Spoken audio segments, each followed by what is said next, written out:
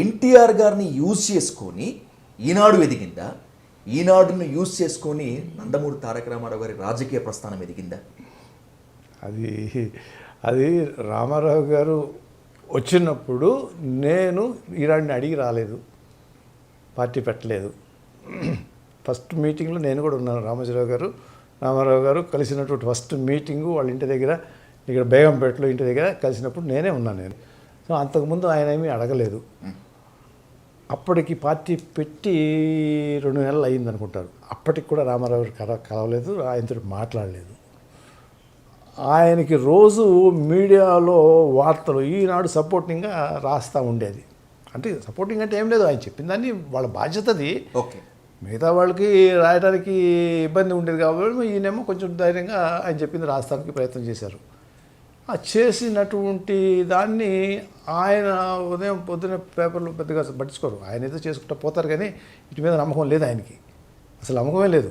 ఎవరికి చెప్పలేదంటే అర్థం. మామూలుగా ఎవరన్నా పార్టీ పెడితే ముందు ఇవాళ మీడియాని తీసుకొచ్చుకుని లేకపోతే ఒక ఛానల్ పెట్టుకుని పార్టీ పెడతారు కూడా. అటువంటిదే ఆయన అసలు వాళ్ళు ఎవరిని పట్టించుకోలేదు కదా. సో నేనే చదివి వినిపించేవాడిని ఆయన పొద్దున్నే. ఓకే, అది వినిపించి ఈయన ఇట్లా రాస్తున్నారు, ఈనాడు సపోర్టింగ్గా ఉన్నది మనకి అని నేనే ఆయన్ని తీసుకెళ్ళి కల్పించినటువంటి వ్యక్తిని ఆ రోజున. సో ఆయన కూడా ఆ రోజున సమాజం చెడిపోయి ఉన్నది. ప్రభుత్వం, ఇప్పుడు కాంగ్రెస్ ప్రభుత్వం ముఖ్యమంత్రులు మార్చడము, లేకపోతే ఢిల్లీ పరిగెత్తడము, డబ్బులు తీసుకుని మంత్రి పదవి ఇవ్వటము, ఇవన్నీ ఘోరఘోరంగా ఉండేది.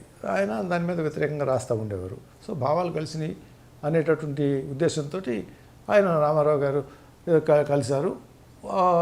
ఈయన ఉన్నా లేకపోయినా నేను ఫస్ట్ 29 మార్చ్ ఏమో పార్టీ పెట్టారు. 11th ఏప్రిల్ ఏమో ఫస్ట్ సభ ఇక్కడ జరిగింది. అది అయిపోయిన తర్వాత నెక్స్ట్ డే సాయంత్రం నేను ఆయనతో కూర్చుని మాట్లాడినటువంటి నేపథ్యంలో 13 రోజుల్లో ఈ పార్టీ అధికారంలోకి వస్తుందని చెప్పి నేను వాదించి చెప్పానండి. ఓకే, ఈ మిత్రపక్షాలు అనేటటువంటివి లోక్దళ్ళు అవన్నీ ఉన్నవి, ఆయన సమావేశానికి పిలిస్తే మీరు వాటితోటి మన పొత్తు వద్దు. ఇప్పుడు 13వ రోజున ఓకే, ఈ పార్టీ అధికారంలోకి వస్తుంది అని చెప్పి నేను అంటే ఇంకా ఈనాడు చేసేదేంటి, లేకపోతే ఇంకోళ్ళు చేసేదేంటి, అదేవిధంగా ఆ విశ్వాసంతో నేను రామారావు గారు మీద ప్రజలకు విశ్వాసం ఉన్నది, కొత్త పార్టీ కావాలి, ప్రజల యొక్క ఆకాంక్ష ఇది, దానికి అనుగుణంగా ఆయన వ్యవహార శైలి కూడా ఉండాలి అని కోరుకుంటూ పార్టీలో నిర్మాణ కార్యక్రమానికి పూనుకున్నటువంటి వాళ్ళంగా ఆ ప్రశ్నకి మీరు చెప్పి అడిగిన ప్రశ్నకి తావే లేదంట.